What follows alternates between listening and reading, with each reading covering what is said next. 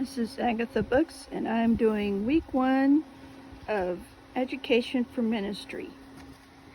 I have my week 1 reading. I'll also be covering week 2 because I already got my week 1. I already did my week 1 class. So now I've done my reading for week 2. And here are my notes for Education for Ministry. I'll first explain and cover my week 1.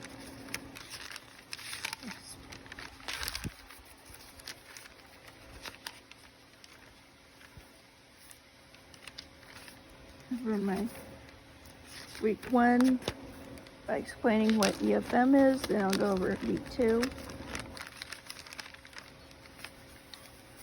My EFM class is today.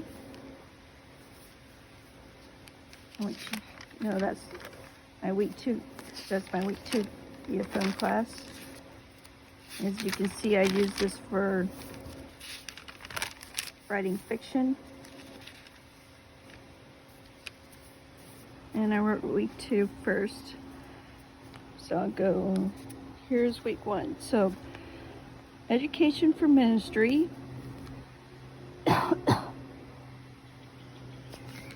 was invented. It was a 4-year study term that was invented in University of Theology in the South in Sewanee, Tennessee. So it takes 4 years to cover EFM. The first year covers the Old Testament, and the second year covers the New Testament. The third covers the church history, and the fourth covers theology. The year begins with everyone taking turns giving a spiritual biography or autobiography. I need to change that. I wrote a bibliography. The students do a reading report, do their reading.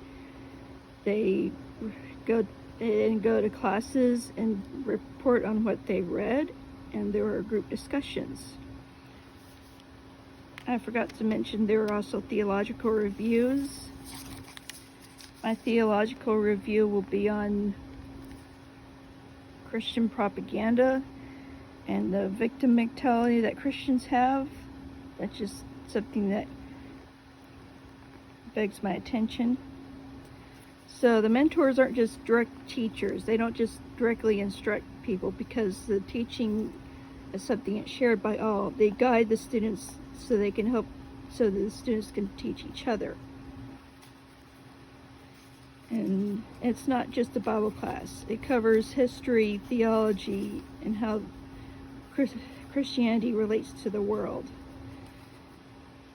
This isn't blind following. This encourages critical thinking about the Bible, and sometimes it might even critique the Bible because, critical thinking is not just passive belief.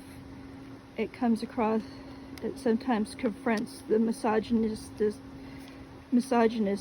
tendencies in the Bible and the importance of social justice.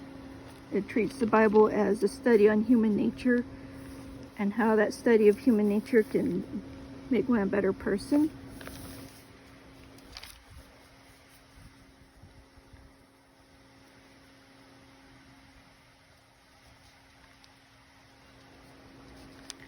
Week 2, is the importance of context within reading, and that all stories have context. There's historical and cultural context.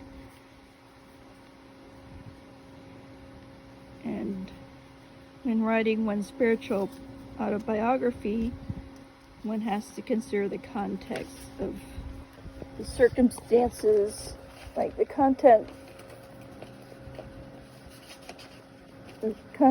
in which the circumstances around one's life influence one thought. So give your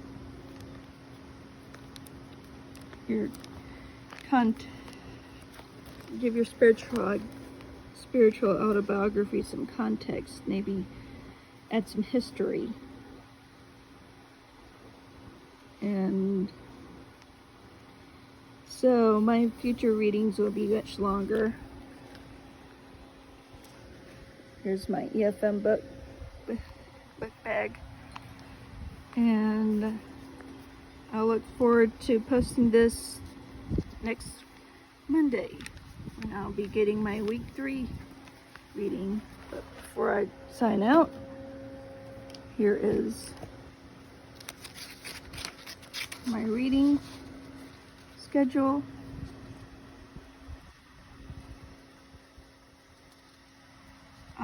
Let's see here. Here I am. Studying the history. Next video will be on the history of Greece and Rome, because historical context is important in understanding any kind of theology or mythology.